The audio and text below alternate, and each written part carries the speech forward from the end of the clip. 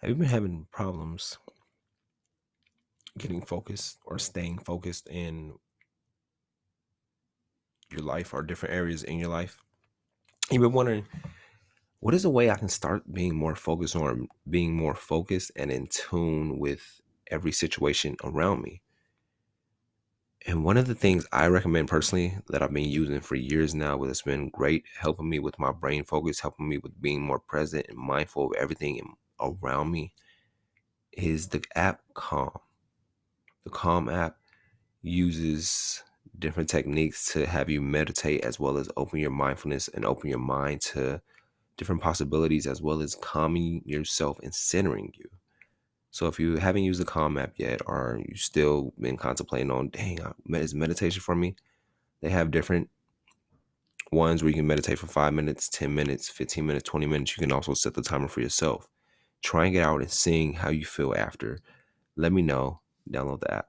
Let's get back to the show.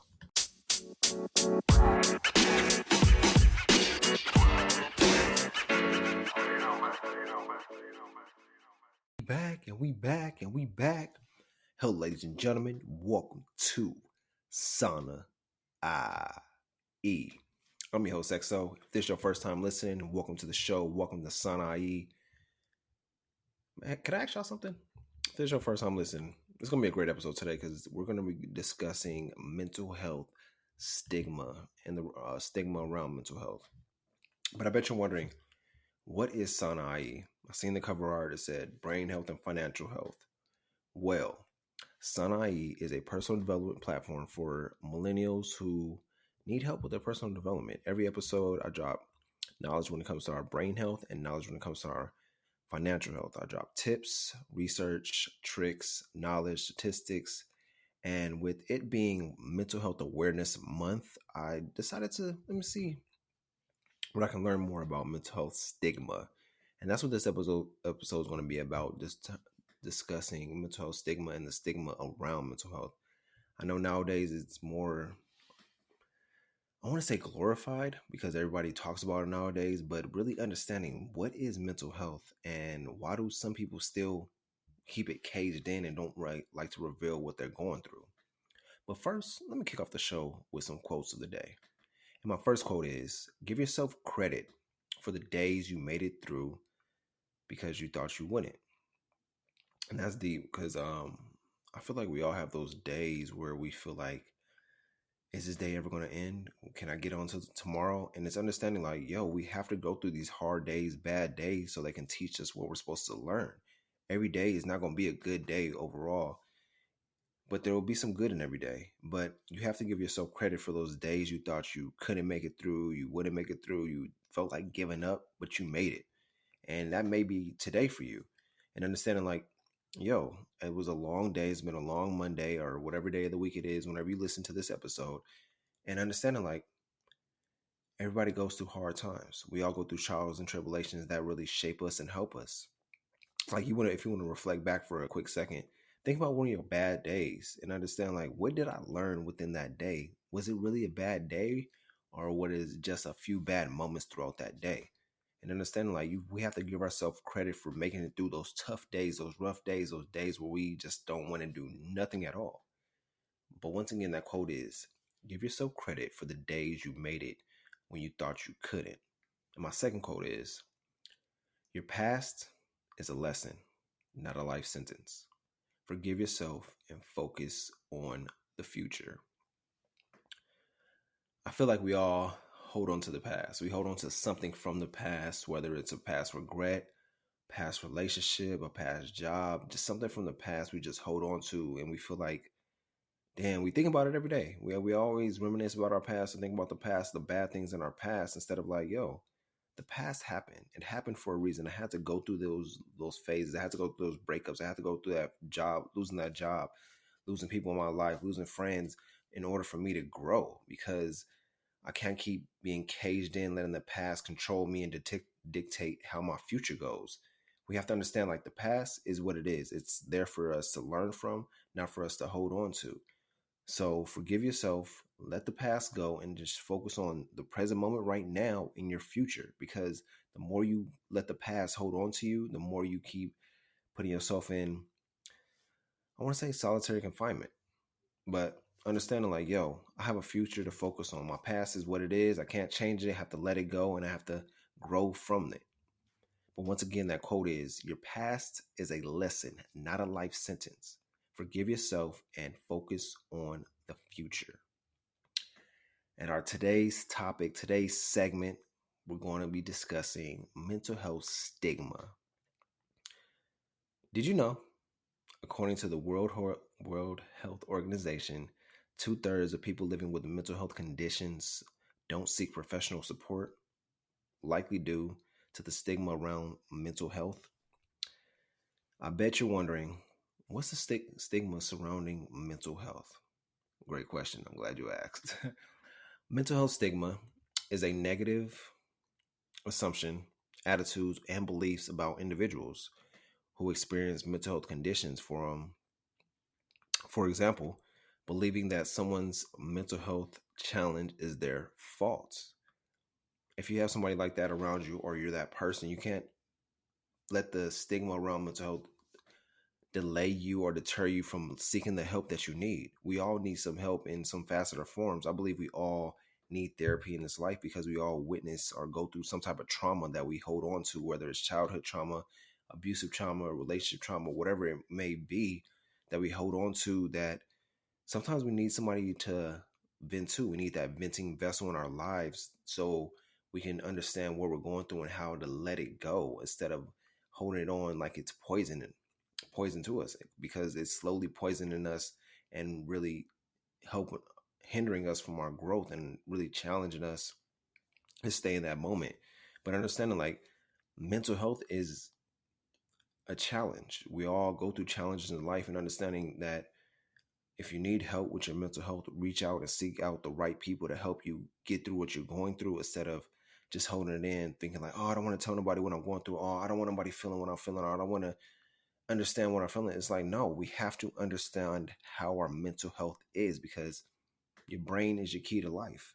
You got to think right, act right, and be right, and have those understand the conditions that you go through, and understanding like everybody goes through something mentally. Not a lot of people want to voice what they're feeling. A lot of people like to keep it in, which is understandable, because when it comes to your mental health, you don't want to seem like, oh, I look dumb or I'm an idiot or I don't understand what I'm going through. It's like, nah, you seeking help is showing that strength, putting yourself in that vulnerable position to understand like, yo, maybe I do need therapy, or maybe I do need to check myself into a mental health facility to see what I'm going through and understand what I'm going through, because maybe you had a very traumatic childhood, or you had some type of trauma in your life, or even a loss in your life. We have to understand that. Fuck what the stigma is. When it comes to your mental health, that's a main priority. And I bet you're wondering why it matters, why the stigma matters. Stigma causes people to feel ashamed or for something that is out of their control. Worse, stigma prevents people from seeking the help that they need. So when it comes to the whole stigma around mental health, you have to let it go, and then understanding like everybody goes through something, whether it's they see it, reveal it or not. We all go through something mentally, and we have to understand why we're going through that and really seeking out the help instead of looking at ourselves being judged by the world, being judged by our friends, being judged by our family. It's like, no, I want to understand myself on a deeper level. So I may need to get therapy. I may need to get professional help. I may need to seek and reach out to the people that can help me understand what I'm going through. And I bet you're wondering, so how does the stigma occur? Stigma happens on multiple levels: from society, that's the public stigma; from the government or organizations, that's institutional stigma; from others, that's interpersonal stigma, as well as ourselves, and internalized stigma, where we let the outside world dictate how we feel or how we should move within our lives, instead of understanding like, I need to understand myself. That's what it really comes down to when it comes to mental health. If you're dealing with anything mentally, that I need to understand myself more, instead of letting the public, letting the people around me dictate what I should do when it comes to my personal health, my personal life. When stigma goes unchecked, it leads to discrimination by employers, by society, and by government, which results in less opportunities and less access to care. So we have to check the stigma and check when it comes to our mental health. We can't let the stigma dictate what we do. And here's some ways how we can erase that mental health stigma. First one would be talk openly about mental health within your family, your friends, your coworkers, even on social media. If there's anything that you're dealing with, I know we don't like putting our business out there on social media, but start that conversation, open that discussion up where you're talking about maybe something you're going through or maybe something you experienced with somebody else within your family, and it can help somebody else out because a lot of people like to suffer in silence when we can have these open discussions about mental health, about physical health, about health in general. And you never know what that discussion may lead to. You may be helping out somebody else who's been suffering and not want to talk about it. But once they see you open up about it, they're like, okay, I know it's safe and it's comfortable to open up and talk about this. And maybe you're like, oh, I don't know where to open up and talk about it at.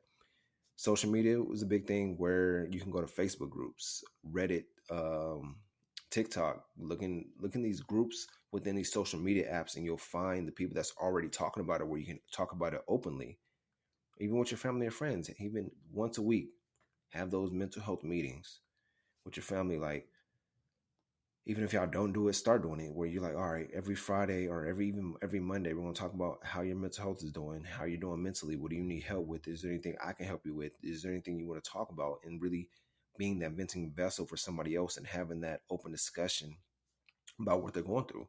Even the kids that you have around you, the kids in your life, see what they're going through mentally. Have that discussion with them. Like, how's your week been? Is anything been bothering you? Anything been going on in your mind? How you been feeling? Have you been up? Have you been down? And just really checking on people and have those conversations, because I believe once you open up and have those conversations with the people, you'll be surprised about what you learn about yourself and what other people are going through. Number two would be educate yourself and others. Respond to misperceptions or negative comments by sharing facts and experiences. Educate yourself. There's this podcast. I'm grateful for y'all tuning in. Um, reading different books, and really understanding how your mental health is and how mental health dictates and plays a role in people's lives and society. Educating yourself, looking at YouTube videos, different TikToks, whatever it may be. Read books and understand, like, what is mental health and how is mental health shaped in different societies, different cultures.